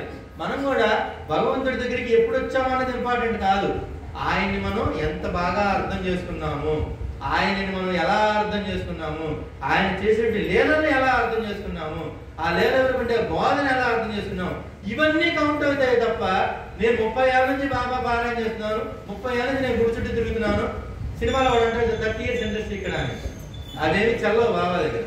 నువ్వు ఎప్పుడు వచ్చినా సరే నన్ను ఎంత బాగా అర్థం చేసుకున్నావు అనేది ఆయన కౌంట్. స్థిరమైన విశ్వాసం ఉందా లేదా అనేది ఆయన కౌంట్. నువ్వు కష్టాలు వచ్చినప్పుడు సమస్యలు వచ్చినప్పుడు నువ్వు సంతోషం పడుదలతో వస్తున్నావు లేదా అనేది కౌంట్. ఆయన ఆ రెండే కౌంట్. అక్కడ ఆయన ఇంకోటి కూడా చెప్తాడు, అలా మనల్ని అర్థం చేసుకోమని హేమాత్ లీల ద్వారా నువ్వు ఎన్నిసార్లు పారాయణ చేశావు, ఎన్నిసార్లు నువ్వు నా సేవ చేసావు అనేది నాకు ఇంపార్టెంట్ కాదు అని హేమాత్ లీల ద్వారా చెప్తున్నాడు అనమాట.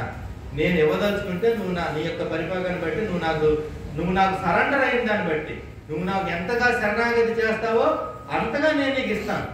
అంతేగాని 7 సంవత్సరాల నుంచి నువ్వు పారాయణ ఈ మార్గంలో ఉన్నావు, ఎన్నిసార్లు 108 సార్లు పారాయణ చేసావా, 300 సార్లు పారాయణ చేసావా, ఒంటికాల మీద పారాయణ చేసావా, చుట్టూ అగ్ని పెట్టి పారాయణ చేసావా, ఇవేవి నా కౌంట్ కాదు, నాకున్నదల్లా అదే అని హేమాత్ పంత్ లీల ద్వారా మనకి చెప్తున్నాడు.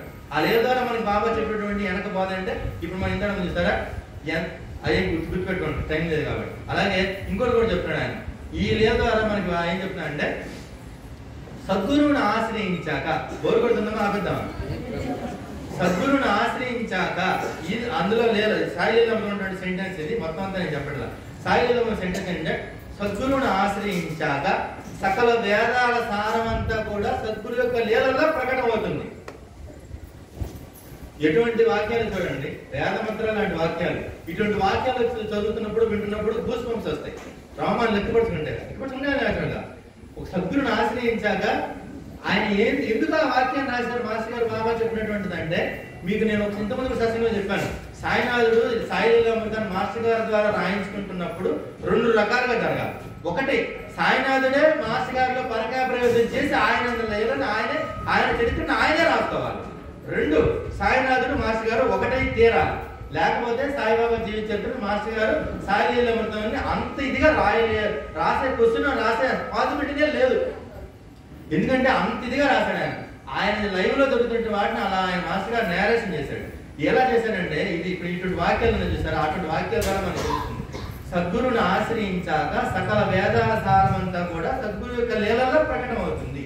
ఎలా ప్రకటమవుతుంది? సాయి లీలామృతం తీసుకోండి, రామాయణం, భారతం, భాగవతం, పురాణాలు, ఎక్కడ ఏ అన్ని అంశాలు అయితే ఉన్నాయో ఆ అంశాలన్నీ లీలలో ప్రకటమైనాయి.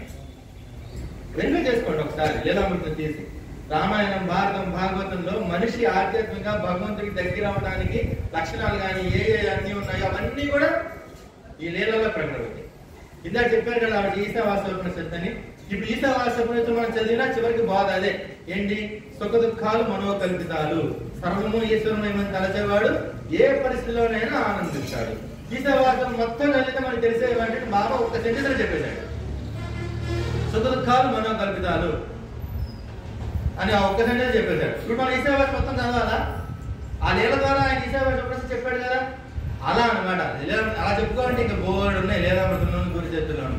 అంటే ఆ సకల వేదాల సారం, పురాణాలు, రామాయణం, భారతం, ఆ సారం అంతా కూడా ఈ సద్గురు యొక్క లీలలో ప్రకటమైపోతుంది. ఇక నువ్వు ప్రత్యేకంగా రామాయణం, భారతం, భాగవతం చదవాల్సిన అవసరం లేదు, అష్టాదశ పురాణాలు చదవాల్సిన అవసరం లేదు, ఈ లీలను పట్టుకుంటే చాలు. అందుకని ఈ కలియుగంలో ఇప్పుడు మనందరం కూడా ఇప్పుడు రామాయణ, భారతం, భాగవతాలు ఏం చదవలేము కాబట్టి ఈ లీల ద్వారా మనకు ఆయన చెబుతున్నాడు అనమాట. అందుకని ఈ లీల ద్వారా మనకి బాబా సాయినాథుడు మనకి చెప్పేది ఏంటంటే, నువ్వు ఒక సద్గురుని ఆశ్రయించాక, మనం గుర్తుపెట్టుకోవాల్సింది ఏంటంటే, ఈ బాబాను ఆశ్రయించాక బాబానే చెప్తున్నది ఏంటంటే, నువ్వు నన్ను ఏమీ అడగాల్సిన అవసరం లేదు. నువ్వు నన్ను ఏమీ అడగాల్సిన అవసరం లేదు. నీకు ఎప్పుడు ఏది ఎలా ఇవ్వాలో అంతా నాకు తెలుసు అని నువ్వు విశ్వాసం పెట్టుకో, అది చాలు. ఎప్పుడు ఏది ఎలా నీకు ఇవ్వాలో నాకు తెలుసు అని నువ్వు విశ్వాసం పెట్టుకో, అంతే. అది కావాలి. అది ఈ ద్వారా బాబా చెప్పేది కూడా అదే. సద్గురుని ఆశ్రయించాలి, నువ్వు ఆయన అడగాల్సిన అవసరం లేదు. పుట్టించిన ఆయన నువ్వు పుట్టించమంటే పుట్టించాడా? చంపేవాడు ఆయన నువ్వు నన్ను తీసుకెళ్ళమంటే తీసుకెళ్ళిపోతాడా? కదా. అన్ని పుట్టుగా మరణం అన్ని ఇచ్చినటువంటి ఆయన మధ్యలో ఆట కూడా ఆయన ఆడిస్తాడు కదా. అలా ఆయన అర్థం చేసుకోమని దాంట్లో వెనుకుంటే లేదంటే అదనమాట. అందుకని సద్గురుని ఆశ్రయించాక ఇంక ఎటువంటి వేదాలు పురాణాలు చదవాల్సిన అవసరం లేదు అని ఆయన చెప్తాడు. నా యొక్క లీలల్లోనే నీకు ఆ యొక్క అన్ని యొక్క సారం అంతా కూడా నా యొక్క లీలలో నువ్వు అర్థం చేసుకో అని చెప్తున్నాడు. అలాగే ఇంకోటి కూడా ఏంటంటే, నాన్నచంద్రుడికి చెప్పాడు కదా, అది సేవ చేసేటప్పుడు ఆ సేవలో మనం మళ్ళీ ఆ కథ అంతా నేను చెప్పట్లా. ఆ సేవ ద్వారా మనం తెలుసుకోవాల్సింది ఏంటంటే, మన లీలామృతంలోనే బాబాకి చెయ్యి కాలేదు. ఇందాక చెప్పుకున్నాం చూసారా, అన్నం వండేటప్పుడు మాత్రం చెయ్యి లోపల పెడితే మాత్రం చెయ్యి కాలేదు, కానీ కొలువులో పెట్టడం మాత్రం కాలింది. ఎందుకంటే బాబానే ఒక చోట చెప్తున్నాడు, అక్కడ ఆ బిడ్డ యొక్క కర్మను తాను తీసుకుంటాడు. ఆ బిడ్డ యొక్క కర్మను తాను తీసుకుంటాడు కాబట్టి చెయ్యి కాలేదు. ఈ చెయ్యి కాలినప్పుడు బాగోజు అనే ఒక కుష్ఠరోగి ఉన్నాడు కదా, అతను వచ్చి బాబా కట్టు కడతాడు. కట్టు కట్టినప్పుడు అతను ఆ కట్టు మానిపోయిన తర్వాత కూడా లీలామృతంలో మాస్టర్ గారు క్లియర్ గా అందుకే రాశాడు. అప్పుడు బాగోజీ బాబా చేతికి కట్టు కట్టి నెయ్యి మద్దనేసి కట్టు కట్టేటప్పుడే సమయం సుమారుగా 7:30 అయ్యేది అని మాస్టర్ గారు ఎందుకు రాశారు సమయాన్ని? అవునా కాదండి? ఎందుకు ఆ 7:30 అయ్యింది అనే సమయాన్ని బాబా మాస్టర్ గారి చేత ఎందుకు రాయించాడు కదా?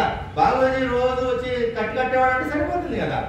ఆ రోజు సమయం 7:30 అయ్యేది అని ఆయన ఎందుకు రాశాడంటే, మాస్టర్ గారు లీలామృతం రాసిన, గురు చరిత్ర రాసిన, ఏ బుక్ రాసినా ముందు ఈ రెండు చూడండి, తర్వాత మీద చూడండి. ఈ రెండింటిలో ఆయన ట్యాగ్ లైన్స్ వేస్తాడు. ట్యాగ్ లైన్ అంటే ఆ లీల తర్వాత ఆయన ఒక ట్యాగ్ వేస్తాడు. గోవిందరాజు లక్ష్మీ లీలామృతంలో ఆయన ట్యాగ్ వేస్తాడు. ఇక్కడ ఈ కళలోని బోధయే సాయినాథుడు ఇచ్చి అసలైన కానుక అని ఒక ట్యాగ్ వేస్తాడు. ఆ ట్యాగ్ వచ్చినప్పుడు మనం అక్కడ ఆగాలి. అలాగే ఇక్కడ కూడా సమయం రాస్తారు, 7:30 గంటలు అయింది అని.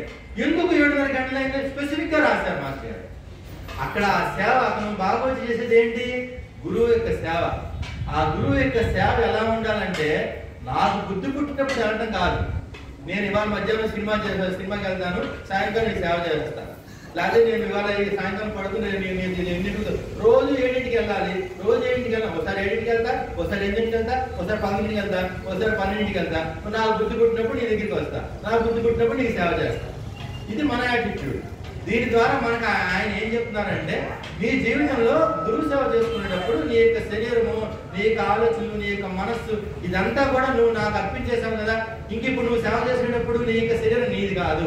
గురు సేవ చేసేటప్పుడు మొత్తం అంతా కూడా ఆయనకు అర్పించావు కాబట్టి నియమం ప్రకారం సేవ చేయాలి. ఈ శరీరం అనేది ఆయన సేవకే ఉంది అనేటువంటి దాన్ని గుర్తు పెట్టుకుని ఆ శరీరాన్ని కానీ ఆ సమయాన్ని కానీ ఆయనకి కేటాయించేయాలి. అందుకని ఆ సమయ పాలన అనేది ఇంపార్టెంట్ గురుసేవలో. అందుకని ఆయన 7:30 అయిందని చెప్పి రాయించుకున్నాడు మాస్టర్ గారి చేత.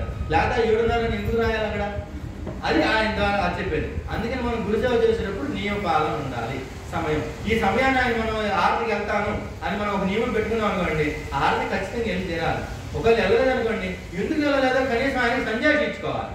అంతేగాని మన బాబానే కదా, ఈ పూట ఆరతికి వెళ్ళకపోతే ఆయన కొట్టి చంపేయలే, ఆయన రాక్షసులు కాడలే అని మనంగా సమర్థించేసుకుంటాం. సమర్థించుకోవాలి. నువ్వు ఆ టైంని ఆయనకి ఇచ్చేసావు. ఆ టైంని మన జీవితంలో ఆ టైం ఆయనది ఇంకా రాసేసావు. వీలునామా రాసేసి ఇంక నీ టైం కాలేదు. ఆ టైంకి ఆయన అక్కడికి వెళ్ళిపోవాలి అంతే. అందుకని ఆ సమయ పాలన. అలాగే ఆ లీల ద్వారా ఆయన అది చెప్తున్నాడు సేవ గురించి. ఏ లీల ద్వారా? నానాచంద్రుడు బాబా చేసిన లీల ద్వారా సేవ గురించి, సేవ చేసే సమయం గురించి చెప్తున్నారు. తర్వాత నెక్స్ట్ లీలలో అయిపోయింది. ఏం చెప్తాను, ఇది బాగా గుర్తుపెట్టుకోవాలి మన అందరూ కూడా. ఇంతకుముందు మేము సత్సంగాలు చెప్పుకున్నదే, బాబా మాయ, బ్రహ్మం, పరబ్రహ్మం ఇదంతా అసలు మాస్టర్ బాబా ఎక్కడ చెప్పలేదంట. మాయ గురించి కానీ బ్రహ్మం గురించి కానీ ఇవేమీ చెప్పలేదు ఆయన. ఏం చెప్పాడు ఆయన? అక్కడ మాస్టర్ గారు రాస్తారు. ఏం రాస్తారంటే, మనం నిత్య జీవితంలో చాలా చిన్న అనుకునే విషయాలు ఆధ్యాత్మికంగా చూస్తే చాలా పెద్దవి. వాటిని సాధించకనే మనం కనుక నేను సాధన చేస్తున్నాను, నేను బాబాకి దగ్గరైపోయాను, ఆయన నా పాకెట్లో ఉన్నాడు అని మనం కనుక అనుకుంటే రెండుకి చెడ్డ రేవడవుతాం. అటు ఇది ఏమవుతుంది, ఇటు పరమపోతుంది. ఏంటి ఆ చిన్న చిన్న విషయాలు ఇక్కడ చెప్తున్నారు మాస్టర్ గారు. ఒక 16-12 వస్తాయి. ఒకసారి ఇంటికి ఇందులో లీలా మనం చూడండి. ఏంటంటే ఇతరుల గురించి మనం అనవసరంగా అపవాదం కల్పించకూడదు. ఇతరుల గురించి మనకి ఒక తెలిసినా సరే అసలు ఇతరుల విషయాలు మనం మాట్లాడకూడదు. మన దగ్గర లేనటువంటి మూడో వ్యక్తి గురించి మనం మాట్లాడామా మలభక్షం చేసినట్లే, పంది యొక్క మలభక్షం చేసినట్లే. లీలలో ఉంది కదా, నేను అన్నీ చెప్పట్లా, కొన్నే చెప్తున్నాను. రెండోది ఇతరులు అపార్థులు మలభక్షం చేసినట్లే. రెండోది అన్నిటికీ కోపతాపాలన్నిటికీ నాది అనేదే మూల కారణం. బాగా మారవాడి దగ్గర వచ్చింది కదా, ఇదా చెప్పుకున్నాం. ఓ చేతి ఇస్తాడు, ఓ చేతి తీసుకుంటాడు.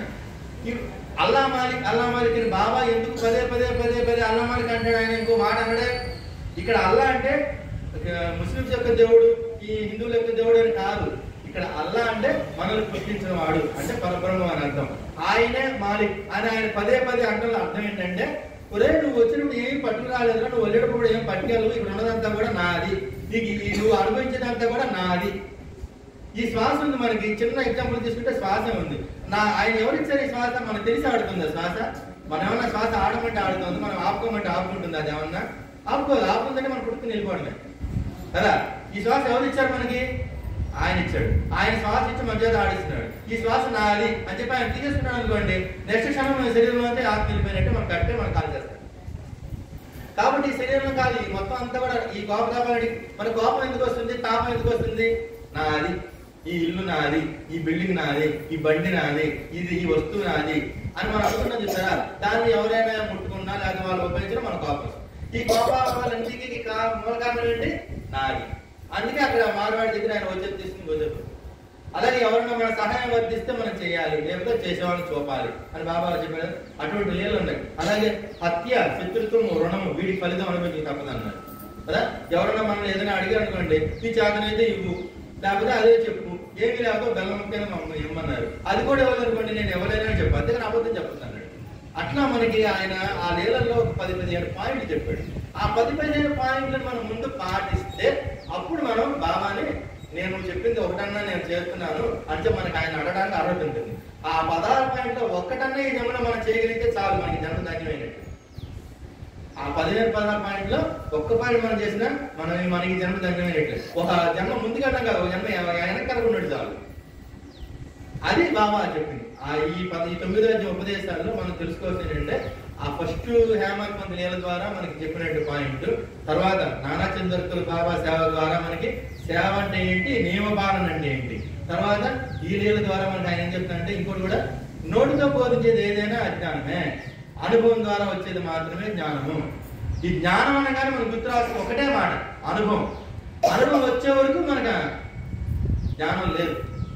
అంతా నేనే ఉన్నాను అనేది అనుభవంలోకి వచ్చే వరకు మనకి జ్ఞానం రానట్లే లెక్క, మన జీవనముద్రం కానట్లే లెక్క, మన సద్గురుని ఆశ్రయించాల్సింది. అదే అధ్యాయం చెప్తారు. ఇలా మనకి ఆ ఉపదేశాలు 9వ అధ్యాయం అందుకు ఇంపార్టెంట్ అయింది. ఈ అధ్యాయంలోని హేమంత్ పంత్ ఆయన అన్నమాట ఇప్పుడు చెప్పుకోవాలి మనం. ఈ 9వ అధ్యాయం ఎందుకు ఇంపార్టెంట్ అనేది బాబా ఏం చెప్తాడు హేమంత్ పంత్? నా పద్ధతి అత్యాశ్చర్యకరము, ఈ ఒక్క సంఘటన గుర్తు పెట్టుకుంటే చాలు కదా. నా పద్ధతి అత్యాశ్చర్యకరం. ఆయన బాబా చెప్పిన మాట అంటే నా పద్ధతి అత్యాశ్చర్యం చెప్పడంలోనే ఆయన ఏం చెప్పబోతున్నాడో అర్థమైపోతుంది మనకి. నువ్వు ఏమి చేయొద్దు. నాకు అసలు మాస్టర్ గారు కూడా క్లియర్గా ధ్యానం అన్నా, బాబాని కూర్చున్నా, ఏం బాబా యొక్క పటాన్ని కానీ బాబా యొక్క మూర్తి ఏమి లేకపోతే కళ్ళు మూసుకుని మానసికంగానో ఆయనని తలుచుకుంటూ ఉండడం. నా ఆకర్షిక పర్యంతము అంటే 4 వరకు 5 వరకు నన్నే చూస్తూ గడుపు, అంతే. ఇది చేయాల్సిందంతా నేనే చేస్తాను. ఇక్కడ మన డౌట్ రావాలి, నేను తలుపులు బిడాయం చేసుకుంటాను, నేను ఆయన గురించే ఆలోచిస్తాను, నాకు అన్నం ఎవరు పెడితే నా ఉద్యోగం ఎవరు చేస్తారని కదా. మనం ఒక ఉద్యోగం చేద్దామనుకోండి, అక్కడ మనకు డౌట్ రావాల్సినప్పుడు మళ్ళీ ఆయనే చెప్పాడు ఏమని, మన యొక్క కర్మల్ని బట్టి మనకి ఏ ఫలితమైనా రావాల్సి ఉంటే అది నువ్వు తలుపు బిడాయించుకుని తాళం వేసుకున్నా సరే పగలబట్టుకుంటూ వస్తుంది. ఒక కర్మ ఫలితం మనం అనుభవించాలంటే ఆ కర్మ ఫలితం నువ్వు ఎక్కడున్నా సరే, నువ్వు ఆ టైంలో చనిపోవాలంటే ఫ్లైట్లో ఉన్నా పుట్టుకొని పోతాడు మన కదా. ఒక కర్మ ఫలితాన్ని మనం అనుభవించాలని భగవంతుడు అనుకుంటే మనం తలుపులు బెడాయించుకున్నా ఎక్కడున్నా సరే అది మనకు ఖచ్చితంగా కొట్టి తీరుతుంది. కాబట్టి మనకు ఆ ప్రేరణ మన యొక్క కర్మల ద్వారా ఆయనే ఇస్తాడు. కాబట్టి మనం ఊరికే కూర్చుంటే ఇవన్నీ ఎలా జరుగుతాయి అనేటువంటి ఆలోచన మనకు అవసరం లేదు. మనం ఊరికే కూర్చున్నా మనకు ఆ కర్మఫలితం మనకు రావాల్సి ఉంటే, ఒక సుఖము ఒక దుఃఖము మనకు రావాల్సి ఉంటే ఆ ప్రేరణ మన చేత కూర్చోనివ్వదు.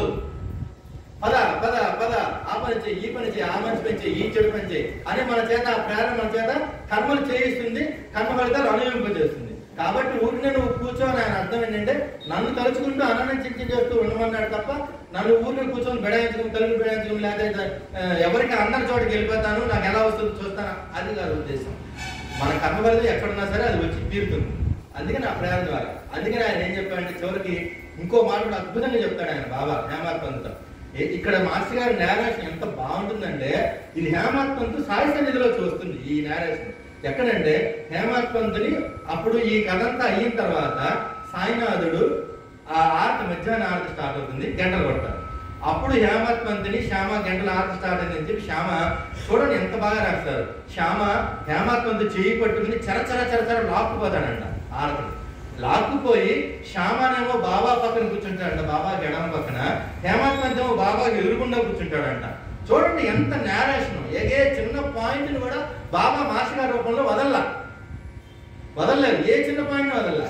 ఎడమ పక్కన ఆయన కూర్చుంటా అంటే ఎదుర్కొంటానేమో ఎదుర్కొంటాను. ఎందుకు ఎదుర్కొంటా కూర్చోబెట్టాడు? ఎందుకు ఎదుర్కొచ్చేబెట్టాడంటే బాబా అప్పుడు అడుగుతాడు హేమాత్ పంత్ని. ఏమని అడుగుతాడు?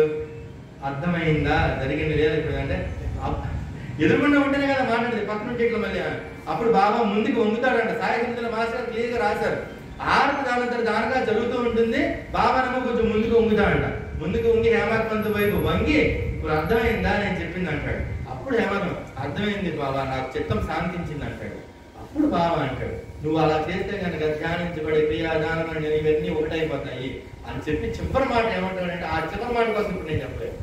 అలా చేస్తే నీ స్థితి కూడా ఆయన చేతిలో ప్రసాదం పెడతాడు బాబా. ప్రసాదం పెట్టి బాబా హేమాత్ పంత్ చేతిలో పెట్టి అలా చేస్తే ఎలా అలా కనుక నువ్వు ధ్యానం చేస్తే నక్కసిక పర్యంతం నన్ను తలుచుకుంటూ నువ్వు కనుక ఉండి నన్ను ధ్యానం చేస్తే ధ్యానించబడి నీవు ధ్యానమని నేను ధ్యానం అనే క్రియ వేరుగా అవగతమవుగా సర్వగతమైన చైతన్యమే నీకు అనుభవం అవుతుంది అని చెప్పి అలా చేస్తే నీ స్థితి కూడా ఆ ప్రసాదం ఈ ప్రసాదంలాగా మధురమై సర్వార్థ సిద్ధి లభిస్తుంది.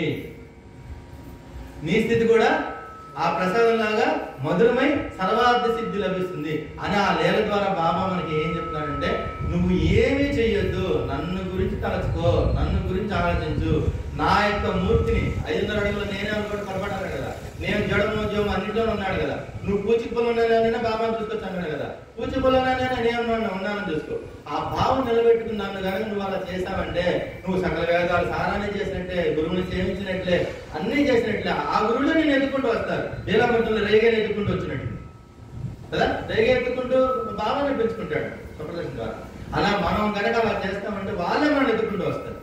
ఆ లీల ద్వారా ఉపదేశాల అధ్యాయం ద్వారా బాబా మనకి జ్ఞానత్వాలు ఒకటి కాదు చాలా ఇచ్చాడు. ఇలా మనం చెప్పుకుంటూ పోయి సాయంకాలం 4 అవుతుంది. అందుకని కొన్ని లీలలు మాత్రం మనం ప్రశ్నించిన ఉపదేశాలు. దానికి ముందు అసలు మనం బాబాని ఎందుకు పట్టుకోవాలనేది కూడా మనం అర్థం చేసుకున్నాం. ఎందుకంటే ఇప్పుడు మీకు అర్థమైందా, ఎవరన్నా యూట్యూబ్ లో పెట్టినా ఎవరన్నా మన దగ్గర మాట్లాడినా మనం ఏమీ టెన్షన్ కాదు, పని లేదు. అది కూడా మనకి విశ్వాసాన్ని స్థిరపరచడానికి వచ్చినటువంటి ఒక పొంగు అంతే. అలా తీసుకుని దాన్ని వదిలేండి అంతే తప్ప పరబ్రహ్మ ఆయన అర్థం చేసుకోవాలంటే మనం ఎన్నో జన్మలు ఎత్తాలి. నాకు ఇందాక అనుకుంటున్నారా, చివరిగా మనం అందరం కూడా మనందరూ చెప్పిన మాస్టర్ గారు నేను కూడా ఒకటే ప్రార్థిస్తాను, మనకి ఒక జన్మ ముందుకెళ్ళకపోయినా పర్వాలేదు మాస్టర్ గారు, ఒక జన్మ వెనక్కెళ్ళకుండా ఉంటే చాలు. ఒక జన్మ వెనక్కెళ్ళకుండా ఉంటే చాలు, ముందుకెళ్ళకపోయినా పర్వాలా, వెనక్కెళ్ళకుండా ఉంటే చాలు. మనందరి తరపున మాస్టర్ గారిని ప్రార్థిస్తూ మీ అందరికీ ఆమె బోరు పెట్టుంటే కన్నా దయచేసి క్షమించండి. నా యొక్క విశ్వాసాన్ని తెలుసుకోవడం అలాగే దీనన్నిటికీ మెయిన్ మూల కారణం ఒకటేనమ్మా. మాస్టర్ గారు బాబా గురించి చెప్పేటప్పుడు ఎంత తపన పడతాడో, బాబా గురించి చెప్పేటప్పుడు మనం కూడా మాస్టర్ గారి గురించి చెప్పేటప్పుడు మాస్టర్ గారు మనకి ఏమి అందివ్వాలనుకున్నాడు అనే దాన్ని మనం అర్థం చేసుకున్న దాన్ని 10 మంది చెప్పేటప్పుడు కూడా అంతే తపన పడాలి. అలా తపన పడకపోతే మనం ఆయన ఎలా అవుతాము? అలా అయ్యే ప్రసక్తే లేదు. కానీ అలా అయ్యి తీరాల్సిందే, అందరం అలా అయ్యి తీరాల్సిందే. కొంతమంది ఎక్కువ జమ్ములు, కొంతమంది తక్కువ జమ్ములు, అంతే తేడా. కానీ అందరూ అలా అవ్వాల్సిందే. నాకు అవకాశం మీ అందరికీ కూడా శుభం చెప్పుకుంటూ సెలవు తీసుకున్నాను. అందరికీ బాగా ఆకలిస్తుంది. ఫోన్ చేద్దాం. Thank you. జై సాయి. శ్రీ సచ్చిదానంద సద్గురు సద్గురు భరద్వాజ మహారాజ్ की जय. हरि ओम गुरुदेव दत्त. सद्गुरु साईनाथ